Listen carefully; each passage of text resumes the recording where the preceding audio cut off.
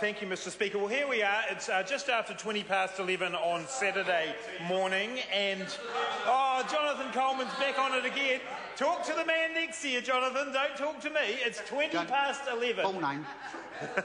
Sorry, Jonathan Coleman, talk to the man next to you, don't talk to me. It's just after 11:20 on a Saturday morning, and we finally get to some actual budget legislation from this government, as opposed to shoving through under urgency to make up for the mistakes that they've made. And just briefly, Mr. Speaker, I would have referred members on the other side of the House to Professor Andrew Geddes' blog written last night. I think National just broke our Constitution. That's what we've been through, Mr. Speaker, over the last few nights in this House. Mr. Speaker, this bill is about one thing and one thing only. It is about raising taxes this year, next year, and the year after to do a fiddle, a fudge, to get the government to its wafer-thin surplus. That's it. It's nothing more than politics. It's nothing more than taking money out of the pockets of New Zealanders so National can achieve its political goal of getting to that wafer-thin surplus. Mr. Speaker, there's so much contortion in this budget for the government to find its way to its surplus. You know, the Barnum and Bailey circus are on the phone. They want Bill English in there because that's what they're doing, Mr. Speaker. They're shifting the money around to make it look like that there is a surplus, and the reality is, Mr. Speaker, that they're doing that by fudging this particular bill. It's very important, I think, to make sure that we echo the point that's been made earlier by Ian Lees-Galloway. This bill and the other budget legislation is about shifting the burden of debt away from the government and on to ordinary New Zealanders. That's what this budget is about. And they can try and claim this surplus, a surplus, I might add, that will disappear into thin air with one back down. We saw it last year with the class sizes. They had to back down, and that was it. The surplus was gone. It's that wafer thin, Mr. Speaker, that it could go with one heke parata back down. A brain fade from John Key, and it's all over. There's no more surplus. And they've only got there, Mr. Speaker, off the backs of ordinary New Zealanders. And once again, Mr. Speaker, this is the pattern of this government.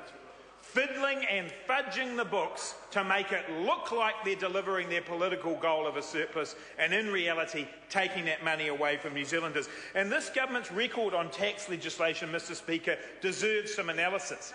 Ian Lees-Galloway has already talked about the promises that were made up and down the country by John Key and other National MPs about the fact they wouldn't be raising taxes, they would be cutting taxes. Well, they came in, Mr. Speaker, and they cut some taxes. That's absolutely true. 40% of those tax cuts went to the top 10% of New Zealanders.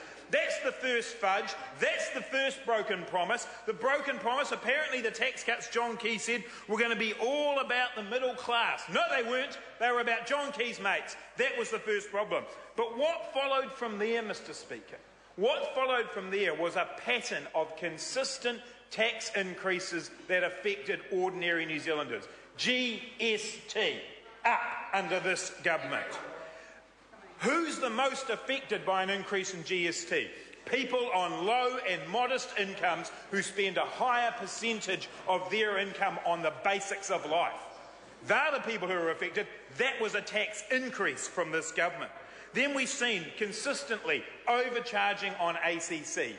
Time after time, ACC has been used in classic Nick Smith fashion, Mr. Speaker, to manufacture a crisis, ramp up the levies, use that to fudge the books, then he'll bring them down and say he saved everything. A classic Nick Smith response. And then, as Ian Lees-Galloway have said, we've seen 20% increase in ECE costs, prescription fees going up, repayment rates on student loans. All of these are tax increases, just as this bill is today. And just as this bill does today, it shifts the burden, Mr. Speaker, onto ordinary, hard-working New Zealanders who are already stretched, Mr. Speaker. But one thing that has come out of the last few days too is the way in which National is starting to manipulate this budget around to try and shift a bit of blame. I've had people from Christchurch calling through to me, disgusted by the comments that they have seen from both Jerry Brownlee and John Key about shifting the burden. John Key went on television and said New Zealanders right across the country actually have to go without so that money can go into Christchurch as a priority. That's what John Key said to New Zealanders. That is a disgraceful way to treat the people of Canterbury who've been through so much, to suddenly use them as a pawn in the government's game about getting back to this wafer-thin surplus. And I'm also told that Jerry Brownlee went on the radio in Christchurch and said that SOE sales were needed to fund the rebuild of Christchurch. So once again, Christchurch gets the blame because this government is so bereft of ideas that all they can come up with is to sell off the assets and hike up taxes and ACC levies to get themselves to their wafer-thin political surplus. Mr. Speaker, that's not good enough. The people of Christchurch deserve far better than to be used as a pawn in the National Party's political game. And Jerry Brownlee and John Key need to know that the people of Christchurch are disgusted and appalled by that kind of treatment. But, Mr. Speaker, if we look at this budget, this bill in the context of this overall budget, it is definitely a fudge and a fix to get into surplus. Mr. Speaker, also in the budget are massive contingencies. Contingencies in the education budget that we haven't seen for a very, very long time.